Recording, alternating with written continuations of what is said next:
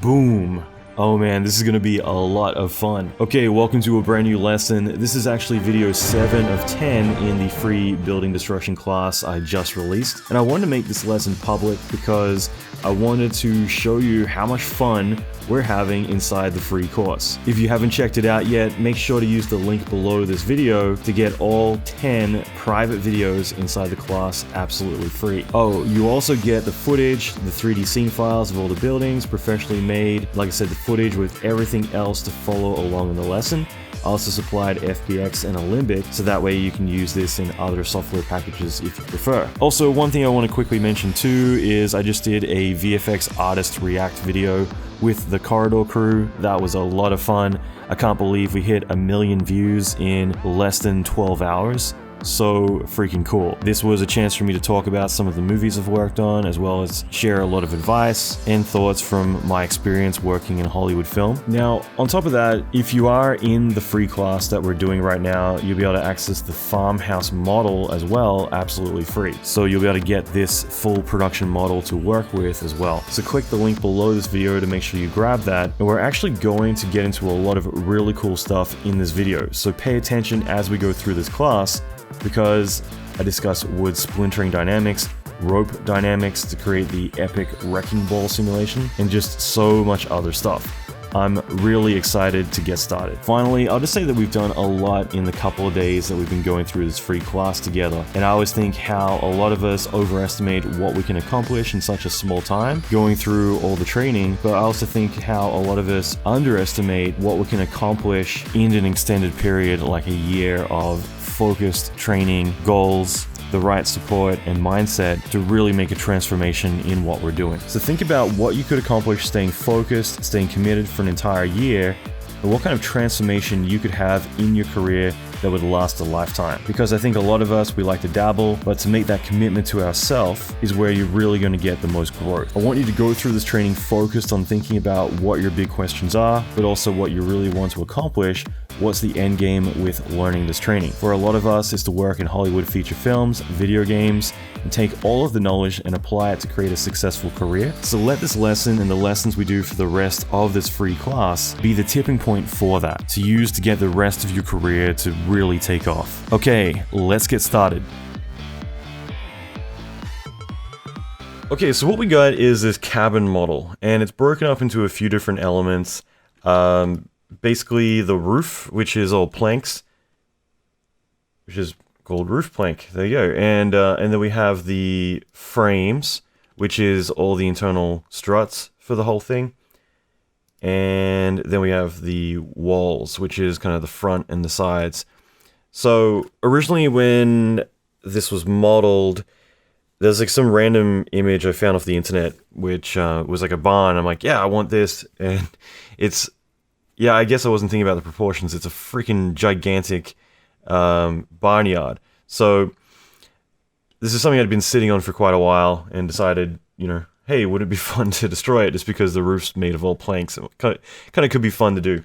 So the other thing is we got the foundation, which is just this block here, which I don't think we're going to use, but it's good to have just in case.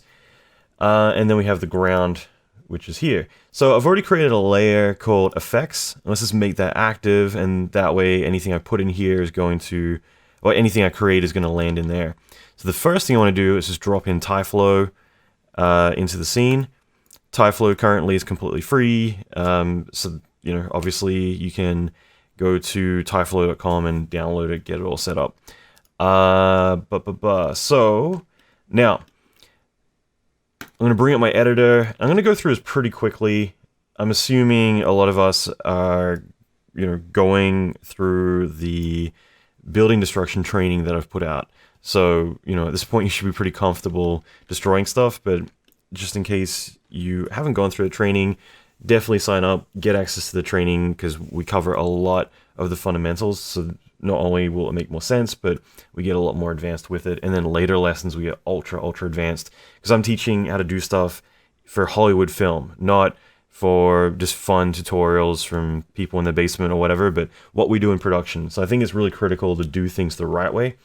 What I want to do is I'm going to set up I think the destruction ball first would make the most sense. And then from there, we can begin to play with it and have it smash into this structure. So to begin, I'm just going to go to my front viewport. Let's do this. I'm going to create let's create a box. And that will be the kind of the hinge that this swings back and forth on. So I'm going to go to the modify panel. I'll make it as 200, 200, 200. And that way we just have a simple cube. And I'll go to the hierarchy here, effect center pivot. So that way it's just going to create the particle in the very center. And now that we got that, I'm going to create a sphere, and that's going to represent just kind of the end point. So it isn't actually going to be the wrecking ball itself. We can do that later. I just want something to kind of represent where this is going to sit. So for now, I'm just going to put this over here somewhere. So again, the wrecking ball, we can choose how big we want it to be. I'm just trying to say this is going to be the end of the rope. So now that we've got those two things set up, I'm going to go in here and start to build out our system.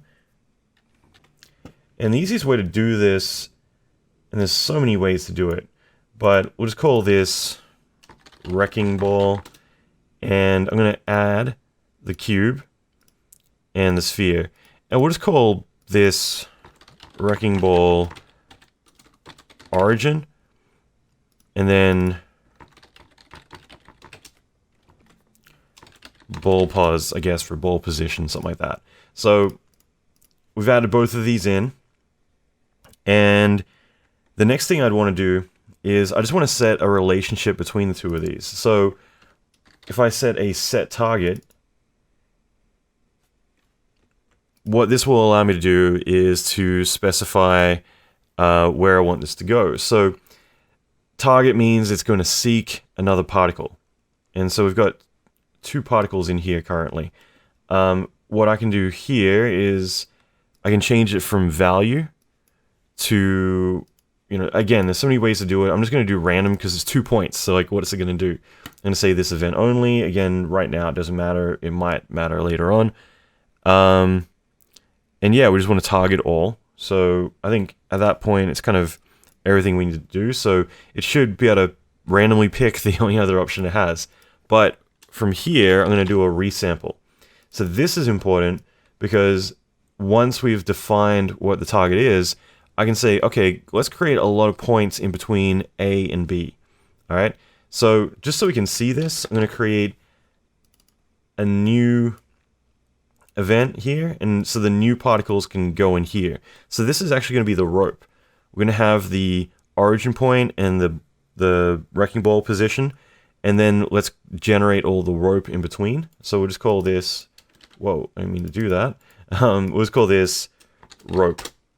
And by the way, if I go too fast or, you want to know more about this, I have so many videos. I got hundreds of videos on my YouTube channel. And obviously, I've got lots of other training available. So, I can go through this a lot more in depth. So with the resampling, we want to keep it on interpolate. So obviously it's going to do it in between everything, but we want to set this to specifically go to the target. So now it's going from one to the other.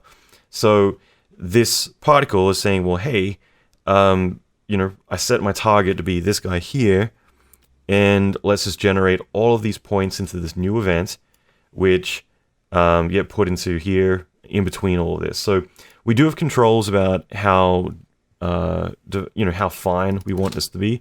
Like we can set this to be, very broken up. I'm going to set it to be like ultra fine. So again, that's up to you. We can also cap the amount of particles through here as well. So there's definitely options in here as to, how crazy you want to get. So the threshold's based on distance, obviously. So those two controls will allow you to get complete control over how fine you want this to be. And I think the key point from there will be that we still have the remaining particles. So I want to put them into an event as well. And in this case, I think I'm just going to send those out here as well. But it's important that we bring them out because we want to be able to define the whole relationship. So at this point, we've already generated a procedural kind of system that's actually completely easy for us to move around. So not only that, but I can move the entire thing. So that's the important thing. That's why I'm doing it this way, is because I want to be able to say, well, what if we move the wrecking ball to hit from this angle or that angle? I just wrote a script to randomly generate dozens of caches of the wrecking ball to smash into stuff, and then all those caches are generating on my render farm right now. So just for fun, I'm going to have like 20 different simulations of just the wrecking balls smashing into the cabin. Oh, sorry, into the farmhouse, just for fun. So, once you set up in an intelligent way, you can do all of that. So I think the key thing from here would be to just define or more kind of anchor each point, because right away, if we want to, we can set this up. Like, I'm going to just quickly set up a shape, and we need to define a shape even though it's not going to be renderable. It's important that we define something because we want to work with physics, and for the physics to work, we need to have some kind of shape for it to deal with. So I'm just going to change the shape to 3D geometry. My scene scale is ridiculously big, so I'm going to have to set this to 150,000, I think.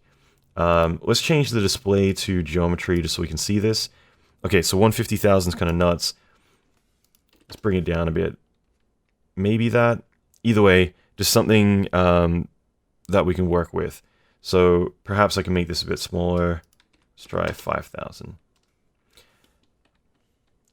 And going back to my resample, for now, I might just set this to 50, and that way we just, it's not as crazy. But while we've got that set up, I'm going to do a physics shape. And that way the physics shape will allow it to become dynamic. So the next problem we have is that by default, TyFlow has gravity enabled, which isn't a bad thing. It's just some events I might want to have gravity. So going to modify panel with TyFlow selected, we can go into the physics rollout, and we have default gravity, ground collider. We can turn both of those off. And that way nothing's going to fall unless we tell it to. So, okay, so the only other stuff I need to really do here is we need to create a gravity for this first of all. So let's just put in a force, and we'll make the force to set the gravity to -1. That way it's all falling. And the next thing would be to set up some bindings, so that way all of this is bound together, right? So if I do a physics bind, I need to make sure, because ordering is important, I need to put this underneath the shape. And what that's going to do is it's going to allow us to connect all of these together. So it's going to act more like rope or string or whatever. And there's a few different ways you can do rope inside of TyFlow. But in this case, this was the way I decided, because you could either, there's so many different ways, whether it's cloth, whether you're actually more doing like rope dynamics, but for now I'm just going to do it this way. I won't mess with the settings just yet. I think what would be important is just to set up the restraints.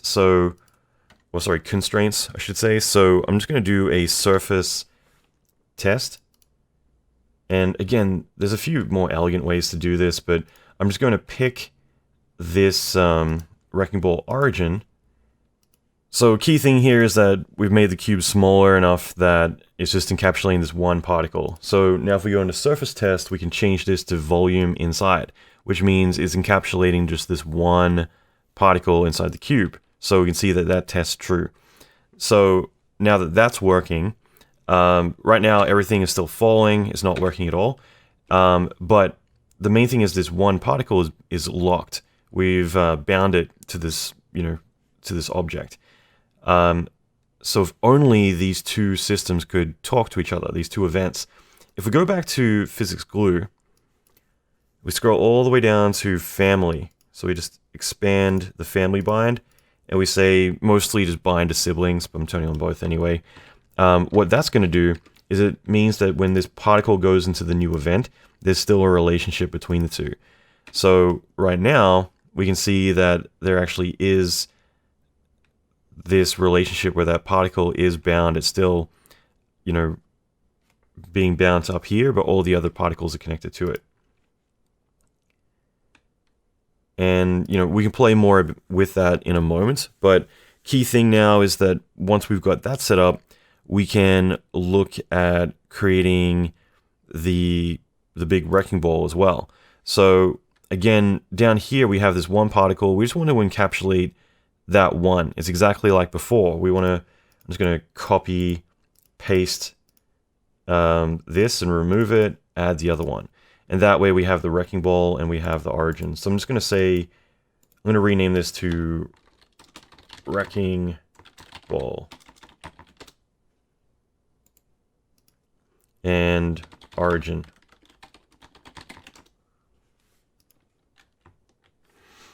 So with the wrecking ball, we can test, as soon as we actually give it an event to go into, it'll test true. What I'd like to do here is assign a new shape, I think would be important. So if I do shape, make it a sphere, we do low res, you can do whatever you want. Same deal, I want to make this rather big, so why don't we try 150,000? So the important thing here is we need to actually see how big this is. So I'm going to say display geometry, and we can see that it's rather big now. So I might not want it to be this big. I think for now I'll leave it that large. It will affect this a little bit just because it's physically quite large. I'm just going to do a physics shape for this and put it underneath. Technically, if we wanted, we could put it in its own collision group. I won't worry about that yet, or maybe I will. It's kind of crazy. So if this is spazzing out, then we can fix that. We can just say ignore start penetrations, and that should work fine. The other thing is we could put it in its own collision setup, but for now I'm not going to worry about that. Okay, so at least now we got this gigantic ball swinging, and we could give this some distance, because right now it's kind of like right next to everything. So if I wanted to, I could get the sphere, and I can move this really far back, and I can move this really far up. And the cool thing is that it's all automatically updating, whereas some other setups wouldn't do that, which is why I want to do it this way. I want to be a bit more smarter about it. And the rope does stretch and it does fall out a little bit, so we can definitely play with that. But the main thing is right now we've already got this swinging ball moving through. So going back in here,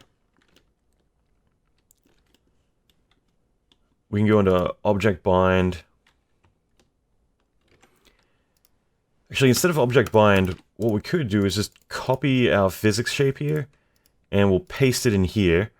And under Dynamics, we can just lock the position XYZ. I think that's probably the smartest way to go.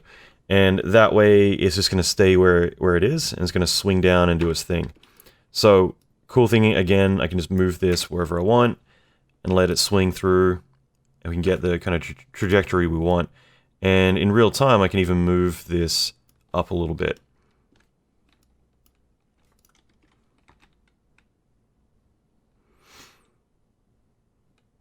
So the last little trick that I think would be really cool is, I'm going to rename these to Wrecking Ball and Origin. We could do a spline paths, and the spline I'll put down the very bottom. We'll keep it on trajectories, click Create, and that's going to create a new spline. And we might as well rename this to Wrecking Ball Trajectory. So by doing this, we're actually drawing a spline from the wrecking ball position, and we can see exactly what it's doing. So why is this important? Because again, in production, we want to be able to see with fairly good accuracy, what we need to adjust. So I might swing this through and be like, you know what? I just want to hit the tip of the barn. I can move this up, and I can see with pretty good confidence that I'm just going to smash the tip there now. So that could be important for me to do without needing to, to go back and forth and try and figure that out. So just in general, it's kind of good just to see, like visualize what the simulation's doing. So we've got all that set up. We're in a pretty good place. I'm just going to rename this to trajectory so it's easy to spot. And I think we're in a pretty good spot now. We can create a mesh for this, which I think is important to do. So we'll do another spline paths. Again, put it down the bottom. And this one, though, we'll treat a little bit differently. We'll say, let's use siblings. And we'll just click on create. So it's going to generate a new one. And we'll just call this rope spline. So as this comes through, let's turn off display so we don't see the those points because they're not as necessary now. And we can just turn this on so it's visible. And we'll turn on multiply by not radius. And now we can see that we have the rope. And again, you can control the radius if you want this to be thicker or anything like that. But now we have a physical rope that if we want to render it or anything, it's there, it's physical. So again, we can see it's there. Cool. So we've done that. We've got a system that works. Last couple of things is more for general house cleaning. I'm going to create a point. Let's just create it there for a second, and I guess at this size, like 1,000 is probably a good one, and I'm going to create a second one. So let's just call this wrecking ball rig, and then we'll call this one wrecking ball pause for position.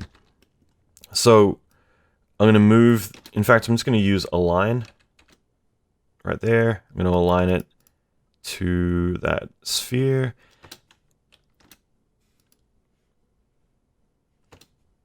Cool. And the whole point of this is I just want something that's easy to select. So going back in, I'm going to make this 2,000 or 3,000. Something that's easy for me just to grab and move around.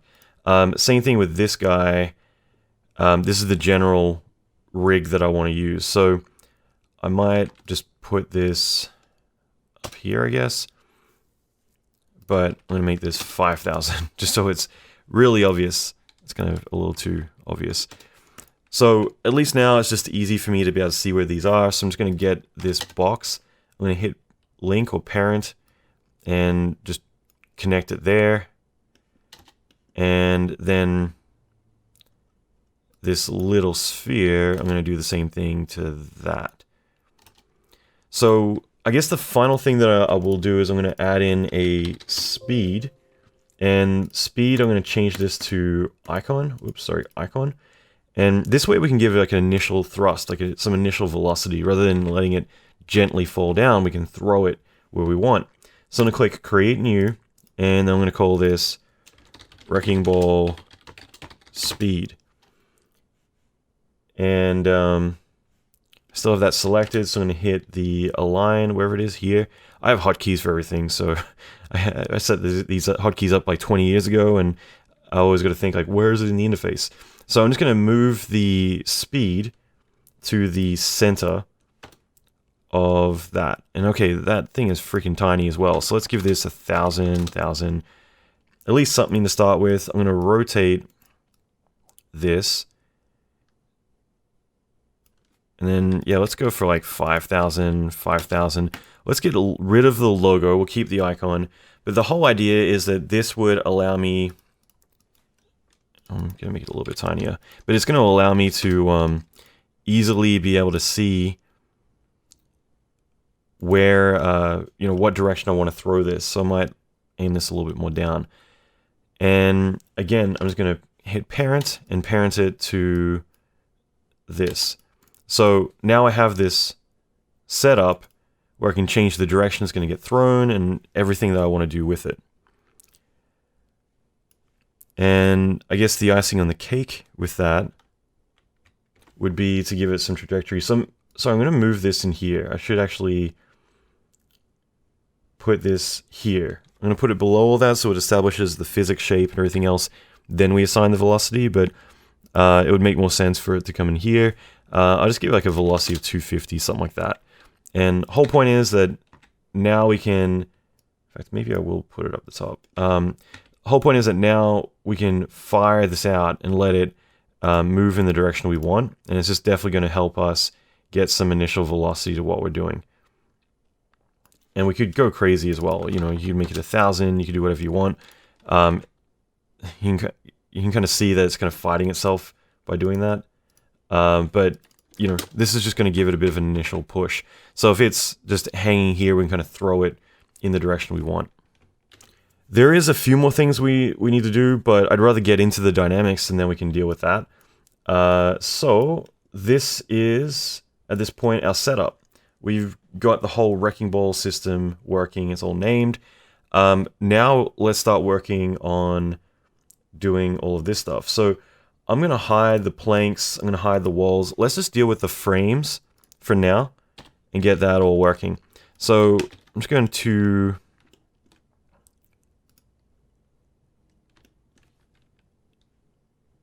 I'm just wondering, I don't really want to accidentally select any of this stuff. So I'm going to go into tie spline, turn icon off. Okay, so hopefully I'm only selecting the geometry there. Yeah, cool. Okay, so let's import all this stuff. I'm just going to put in, we'll call this barn frame. Sorry, what am I doing? Sorry, I'm getting ahead of myself. Birth objects, and then we'll call this barn frame. And we'll say add selected, and that's going to move everything into place. So now we have all these particles representing it. If we change the display to geometry, then we can hide the frame layer, and we can see a particle version of it. So now that we've imported this, there's things that we want to do. I think the first thing that would be important would be just to set this up as a physics shape, so that way it's dynamics. And that way we got all that working. Now, by doing that, we don't have any gravity or anything assigned, but now the ball can come down and crash into it, which is kind of cool. So again, no gravity, but all of that is working. So again, just play through that. And you see there's a lot of resistance. So this ball is hitting it, and it's kind of still has resistance about it. So the way that we can change that is that we can actually assign mass to the wrecking ball. And that plays such an important factor here. So I think the best thing to do would be to maybe give this a value of like 10,000 or something really, really big. And that way it's not going to question itself. So mass in the physics, we go override the mass with 1 by default.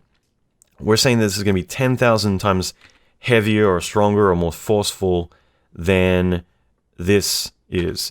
And this is a way that as we go forward, we can get this to really hit it and push everything out of the way. We'll get more into that later, but same thing, I just like to do this with the physics here, would be to override this by at least a little bit. So we'll just set the rope to be about 100. And the reason is I want the rope to actually cut through things. That was a requirement that I gave myself, that, you know, if this is really low to the ground, I want to see the rope cutting through all the shapes, which I think would be really cool. So at least now we got it kind of, you know, kind of navigating a little bit. It's a little bit messy, but it's working. Same thing with this though. We could go in and we could multiply this more by setting this up to be like 001.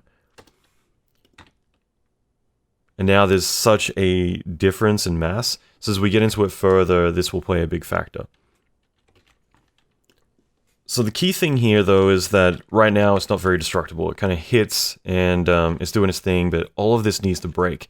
So, you know, I've seen stuff out there, like people trying to cover wood. Wood is really simple. There's nothing magical about it. It's just how you set up your fracturing. So some other time I'll put together a video on modeling for destruction, but your pivots and everything else play a big factor here. But I want to pre-frag the geo. So I'm going to add in a voronoi, which will cut everything up. And it's important that we put it before the physics shape, so that way it generates the correct convex shapes for this. So we'll do it here, and I'm just thinking whether there's anything specific we need to do. I think the main thing is we don't really need many points. 10, I think, is fine. I do want these to cut based on the surface. That's going to give us a bit more accuracy. But the main thing is just going to be the scaling. So in this case, I'm going to set my scaling to 10 by 10, and in the Y, make it 0.1. And that way it's going to cut more horizontally. So the key thing about this is I'm just trying to get this to mostly to just cut apart enough that we can work with it. But we could make this more like wood splinters. I'm just going to change the orientation until we get more splintery. So by doing it that way, you see we're getting more of the splinter kind of effect. The thing is, I kind of don't want it to be that crazy. So if I set this to 1, so 10, 10, 1, that's breaking it up enough that we're getting, you know, smaller pieces initially. And the thing is that once the ball hits it, and by the way, you can see it's kind of slowly falling apart. To fix that, we're just going to physics shape, collisions, ignore start penetrations. And that will all keep it in place. See? So that just means it's not kind of pushing each other out from the very beginning. But as this comes in, we've got all these cuts here, which aren't very interesting, but as it comes close, I actually want these to break more, kind of anticipate the break, and break apart before they hit. So what we'll do is we can set up a property test. And sorry for that beep, whenever I hit enter, it's triggering that. So I'm going to change this to be neighbors. And with the neighbors, I need this to be able to know what the wrecking ball is. So I'm going to go in my wrecking ball and do a particle group. Again, put it down the bottom, just good practice. And I'm going to change this to export group A. And that means that I can specifically say group A, if you come near me within a certain radius, then is this going to cut up even more? It's going to send to a new event. So let's create that new event. I'm going to create just a display so we got something to test true for. And I'm going to change this to red. Okay. Right now it's testing true just because it's we set it to neighbors, but it's searching for itself. So it's like, well, I'm near something, so it's testing true. Change this to geometry, and I'm going to change my display here to default, and that way I can see, man, that's bright. I can see that these are testing true, but I don't want it to test true in itself. I want it to test true to group A. So now you should not be testing true. Oh, okay, so it's saying less. So let's say greater than, and we're going to set this up where we set 0 for the test value. So as soon as it's getting any hints of it, it's going to test true. And we can set the range to be something like 400. If you're ever not sure what range to put in, make a sphere, and you can say, okay, 400 is about that range. Okay, so it'll just help you kind of visualize like what units to put in. So 400 is a good amount, so we can see that these are still white. But it's going to look, and if the wrecking ball, which is this group here, comes within 400 radius, is going to test true. So now, again, we can scrub through. The ball's coming down. We can see that cool trajectory of where it's swinging into. And as it comes in, we can say, are you testing true yet? And it doesn't seem to be. So we can make the radius a bit bigger. Let's try 550. So I just threw in 1,000. Where am I? Sorry, here. So I just threw in 1,000 to test this out, and that seems to be working. You can see it's turning red here, kind of anticipating that. If it's hard to see, you can always just turn the display off. So when it comes into the new event, those pieces disappear. So what we want to do is just have it anticipate the crash a little bit early and just kind of break those areas up a little bit more to allow it to then smash it apart. So, you know, if we want to get really accurate, we could try like 900, something like that. We don't need to get crazy because, again, like 3 frames, 4 frames, what is that, a tenth of a second? Like, that's not a big deal. So as it comes in, we can see the pieces are now beginning to disappear, so that's showing that it's working. So that just means that they're now in this event. And what we can do with this is we can set it up to fracture even more. So I'm going to do another voronoi. And this voronoi, we actually want it to break into smaller pieces. So again, with this one, we want to break randomly on the surface. We'll give it like 25 pieces, something like that. And the main thing is going to be the scale of this. We could do... It's probably better that we can actually see what it's doing. So I'm just going to jump ahead a few frames.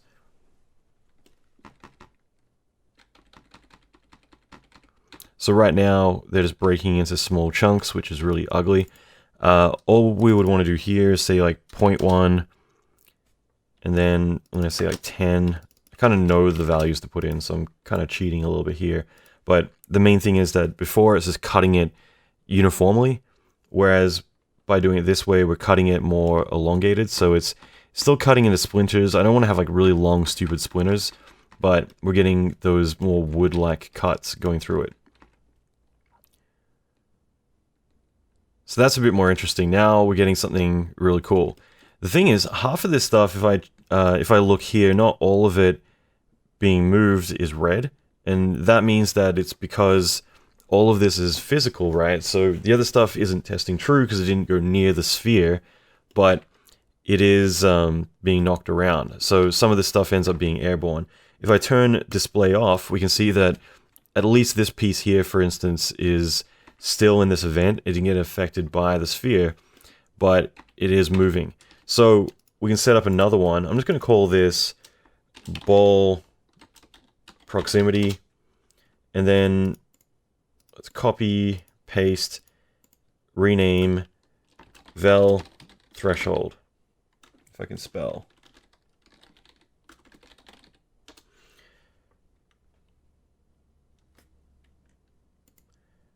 Still can't spell. So with this one, I'm going to turn the export group off, and we're actually going to change this instead to be velocity magnitude. And what I'm really doing is I'm testing to make sure that there is some kind of velocity to this. So I would say if it's more than 25 units greater than, really important, then it's going to test true, and we can send it to this event as well. So this means that if anything has motion, because none of this should have any motion, it means that as this ball comes in, if there are any bits that get knocked by the other bits of wood and they begin to fall or move around, that's when they'll test true and they'll go into this event as well.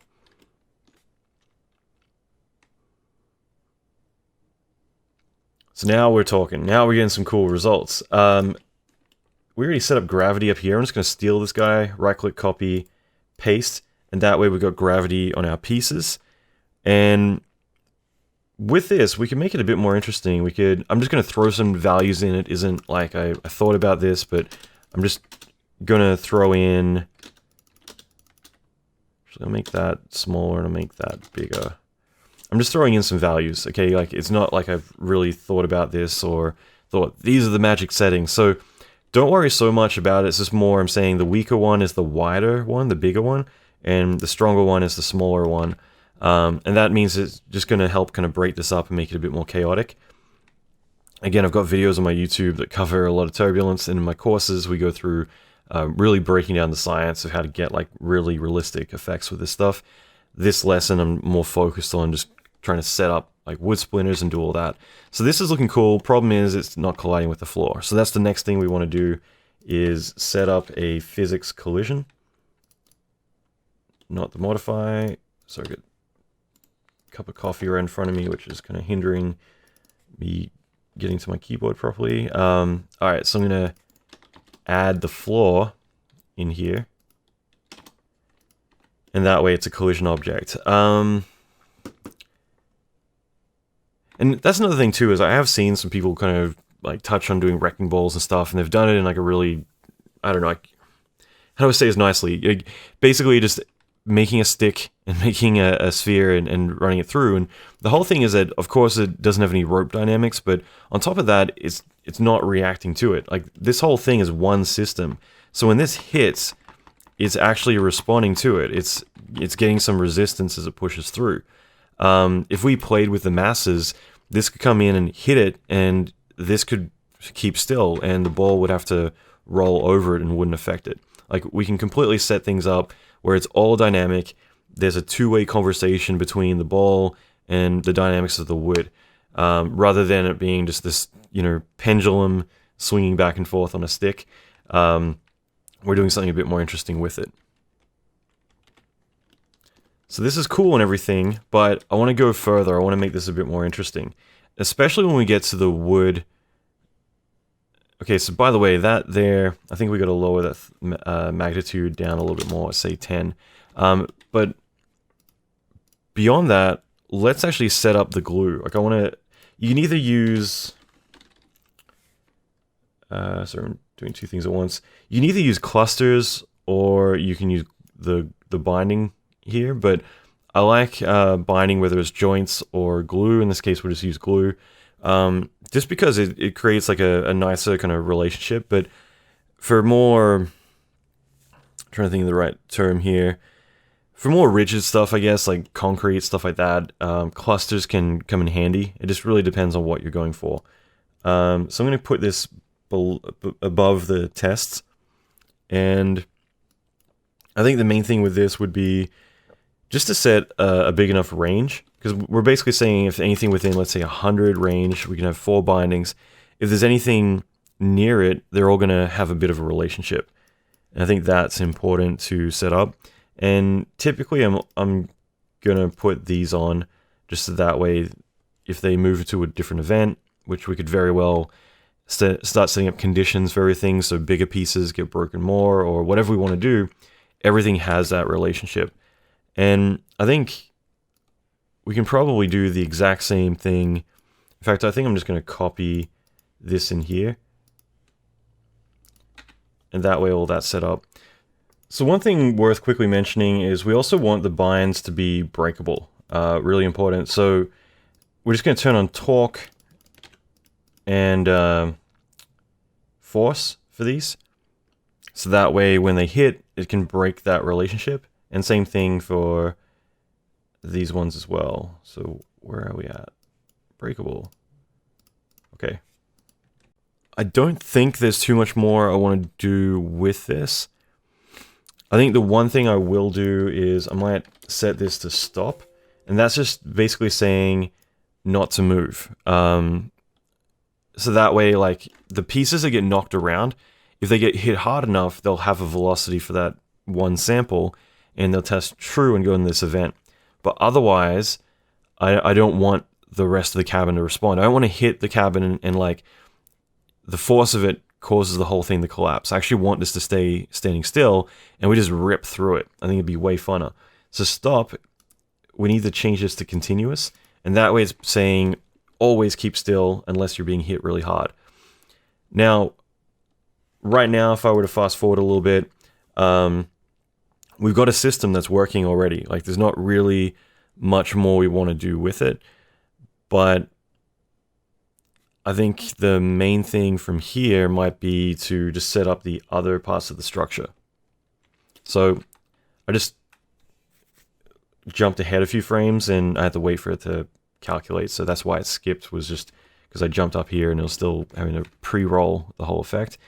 But this is looking cool. Like, we've got something really neat.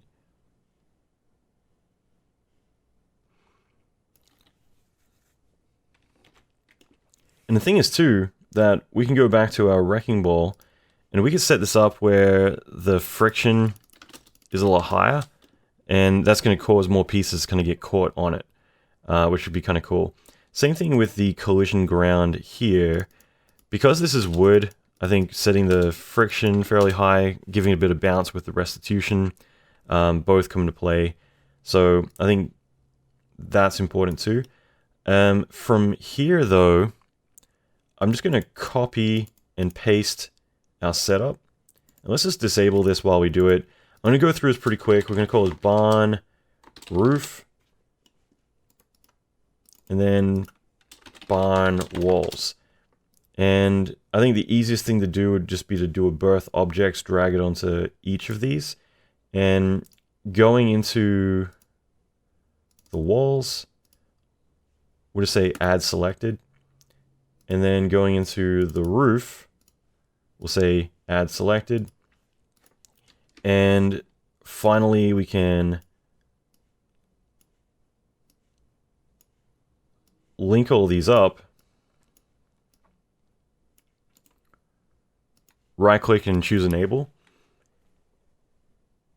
And now we just imported the whole thing. And all of this, all the rules we set up, because we did it intelligently, now it's going to be a bit slower because it's having to calculate a lot more. But the whole thing about this is that we've done this in a way where everything is automatically going to work because we thought ahead. We didn't try to mess around here and do something half-assed, and then later it's like, oh, there's so much work to, like, let's say if we're like, well, this is taking too long, why don't I just get my rig and move it down here?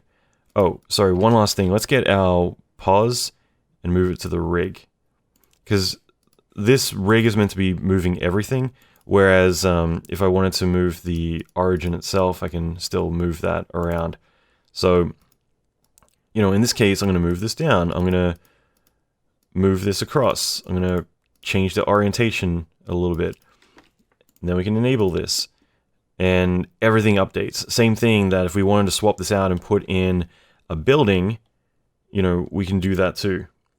So in this case, I'm going to disable the flow. Let's just enable something so we can see this a bit better. And we'll do that.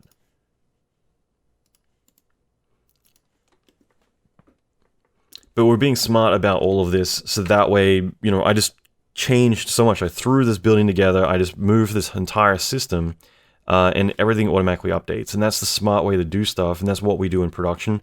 I think it's really important to always think about how to do things better and how to do things in production rather than, let's say, just for fun, goofing around, you know, where you're going to get a result that's cool, but if someone gives you a client note or a studio note, the director or someone tells you to do something, you don't want to have to kind of remake everything you did because you didn't think ahead as to how it all plugs together. And that's kind of the critical thing that I always teach with courses and everything that we do is how do we set things up the way that you'd be expected to on day one of your job. So when you go work on a Marvel movie or for ILM, wherever you're going to go, you know to think ahead and do things properly rather than just adding crap everywhere. And then, you know, as soon as the request is that, you know, has to splash through water or do something kind of left field, or you got 20 more shots to do, you're setting them all up individually. If I have 20 of these shots to do, and don't worry, we won't cache through this entire thing, but I think it's kind of fun just kind of watching in anticipation the whole thing rip apart. But the key thing is that if I had 20 other shots, I can literally just delete the cabin, clean this up a little bit, name it right, save it as a rig, and I can even give it to other artists and say, you guys go and change this stuff. So what's interesting here, by the way, is that the mass seems to affect it, where it's not punching all the way through now. And that's something that I think is the icing on the cake we need to play with, is that this actually isn't pushing through. It's kind of stopping. So that's kind of the last thing I think we need to play with here. And it's mostly just because we moved the wrecking ball so close, so now it doesn't have that, you know, ramp up time to kind of gain weight and momentum. So all we need to do, I'm just going to disable this for a second. Going to our wrecking ball, I'm going to put in a physics switch, put it below everything here, and make this kinematic. And that means that it isn't two-way anymore. In other words, like, this is just going to do what it's going to do. And anything that gets in its way is going to get knocked out of the way. So I'll run a preview of this, or at least like pre-roll, or not pre-roll, but play through, let's say 250 frames of this, and we can just check this out and see how this looks. So a couple of final things I just want to do before we run the simulation. Okay, couple of things. So first of all, I also want the rope to be able to destroy, like rip apart everything. That's what I've always wanted from day one, was the ball to swing in, but the rope would also cut everything apart. So part of that would be to make the size of this just a little bit bigger. So instead of 5,000, make it 10,000. And we'll copy that group into here, and that just means that this also is part of group A, so it means that the rope will be able to destroy things. The other thing is just the fact that this is kind of hanging really low to the ground. I just realized, like, just thinking about this a bit more, we saw before when it swung in, it's kind of weak, and I think it's just because it doesn't get that momentum it needs. So I'm just going to move this up in the air. Well, I'm going to move the whole thing, but let's just unhide all this stuff so we can see it a bit better. So just looking at this, I'm just trying to get this a little bit higher up in the air. I'll keep these off for a second. I'm just going to turn this on. And again, I want to really kind of just get an idea of like how fast this is going to move. So that's 3-4 seconds to get in. So it's definitely taking a bit of time to get in there. And we could try and play with the speed to compensate a little bit. The speed isn't going to like massively affect things, but it could just help get things going.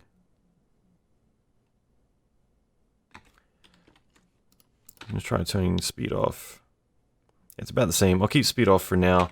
So again, I'm just trying to get this to have a bit more momentum because I felt like before it was hitting a bit weak. But the main thing is I want to make these be destructible. So as this comes in, the rope is going to rip through, which I think is going to be so cool.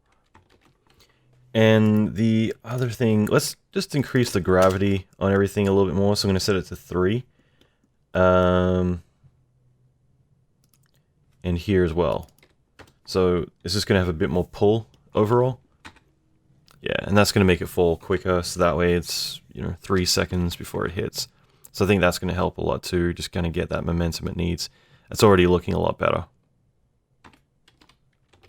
And again, I'm just trying to look through all this stuff, just triple checking everything, because I want to run the sim, and I just want to make sure everything is perfect, I haven't missed anything. So I might put the bindings below the voronoi. It's such a trivial thing, but I feel like it's an important one. Just because that way the bindings are being applied to the voronoi after it gets fractured. Really important. And one last thing, with the ground, we'll just put a shell modifier on that as well. That's just going to help get more accurate collisions. So just set it for the inner amount, so it's going underneath to 100.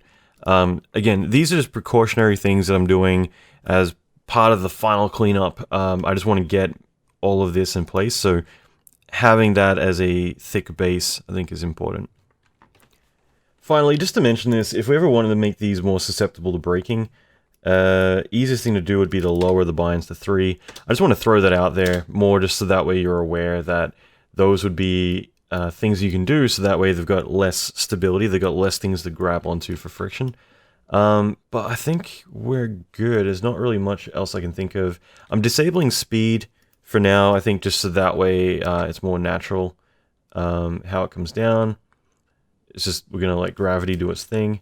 So besides just disabling the speed, the only reason I'm kind of like looking around, just triple checking everything, is basically just to do with the fact that when I do kind of run through the sim, everything looks right, except the wrecking ball kind of has a little bit of resilience to hitting the structure.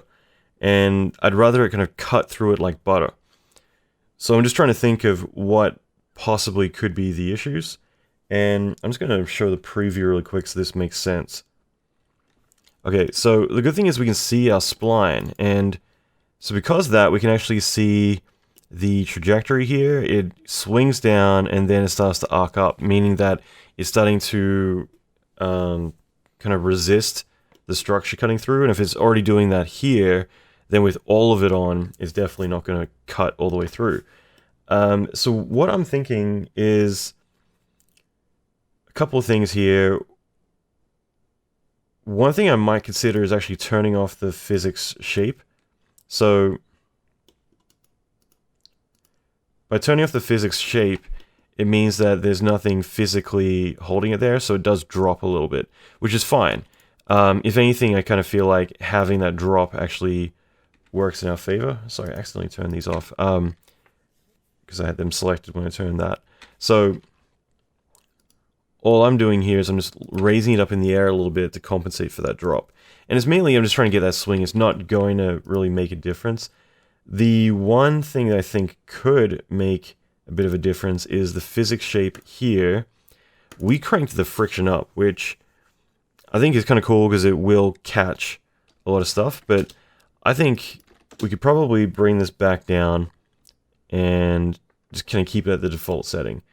The only other thing, and we would need to do it for all of these, but right now we're using a lot of bindings in a pretty wide radius. Like I said before, if we were to look in the top view, make a sphere, 100, that's the search radius. I guess it's not too bad, but what I might do is just set the bindings to 3, and we could do that for all of these. It's not that big it's not going to make a massive impact, but it just means that it's got less to hang on to. But the main thing is that with this physics glue, we could hit the 3, but we could set the distance to 50.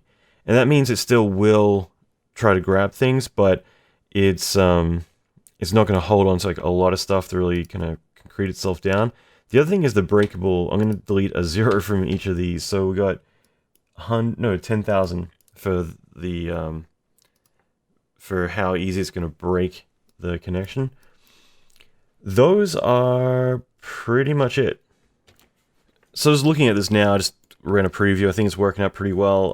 The one thing is if we turn the stop operator off, that definitely, I mentioned this earlier, but it will allow it to kind of cut through better. But I always feel like having that on, you kind of tend to get more of a rigid setup where like what gets hit gets destroyed, but the rest of it kind of sticks together. But in this case, I think maybe disabling that, just because again, I'm trying to get a very specific look to this. So we've got these controls, and I think that's the important thing to take away from this is we've created all these controls where we can turn them on to dial things in. But if we are looking for a very specific look, like I am right now, then this is what we can do to be able to turn a few things off and allow it to then be able to react a certain way that we want.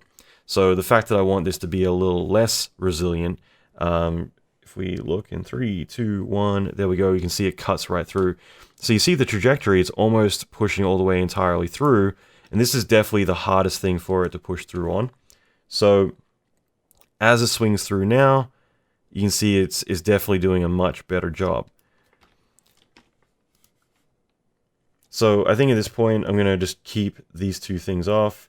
Yeah, we didn't change anything here. No, we just set it to, yeah, so these are all identical. So we can turn all these on now. I think we're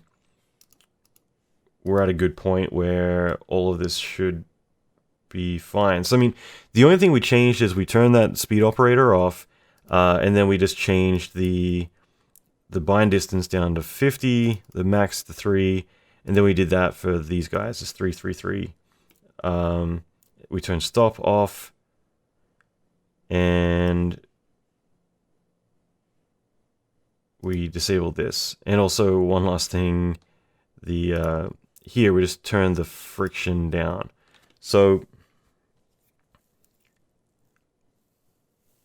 overall, I think that, you know, those little things we've dialed in just means it's going to cut through a lot better. Okay, so that seems to be working a lot better. It still has a bit of resistance as it dips in, but I think overall that's looking really, really cool. So I'm going to run a preview of this so we can check out the finished result, but yeah, I think this is working out nicely. Okay. Okay, so just changing up the angle, there is the finished result. I mean, it's looking pretty cool. There's definitely more I'd like to do, but just kind of going through getting the basic setup. I think from here we could make the planks on top of the roof, like the roof ones, probably lower mass overall, just make them a little bit more, like, less resilient and more reactive to everything being hit.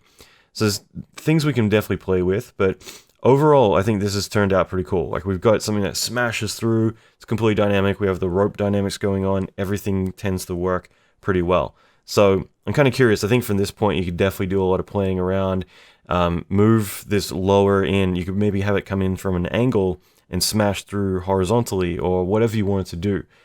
But overall, I think that this is turning out nicely.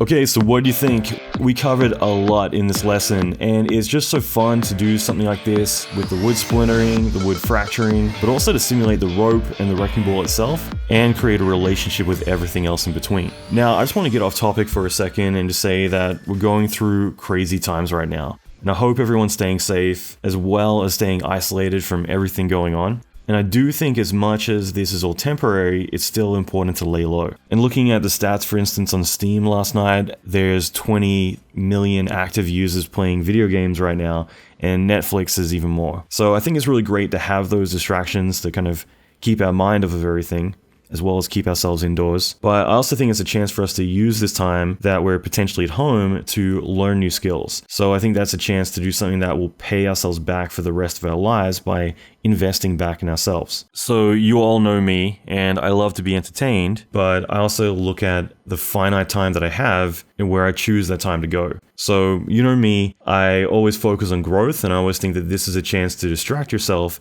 by putting focus on yourself and learning new skills, having something that you can keep after all this is over and apply it to your career and to your life. So I think there's lots of ways to distract ourselves, and safety, of course, is the most important part, both for us, but also for everyone else in our lives. But I do want to leave you with that, whether it is reading books, doing courses, doing free training online, whatever it is, this is a chance to be in a cocoon and come out that beautiful butterfly on the other end where you've made that transformation. So it's just something to think about where you put your time, whether it is into entertainment as a distraction or growth as a distraction, to invest in yourself and have new skills, new ways to equip yourself beyond the storm that we're going through. So thanks for watching, and I do hope you got a lot from this, and I hope you are staying safe. Now, I realize we've got more videos to come, and if you haven't signed up for the training, make sure to use the link below. As I mentioned, you'll get 10 videos in the free class, as well as all of the scene files, including the barn model for this too. And I know for a lot of us, it has been really interesting to kind of see what we're all doing together, all the different types of simulation work and things like that. So it's been really fun and inspiring to see all of that. And it's definitely made me stay focused because I'm committed to get you all of the videos in the training.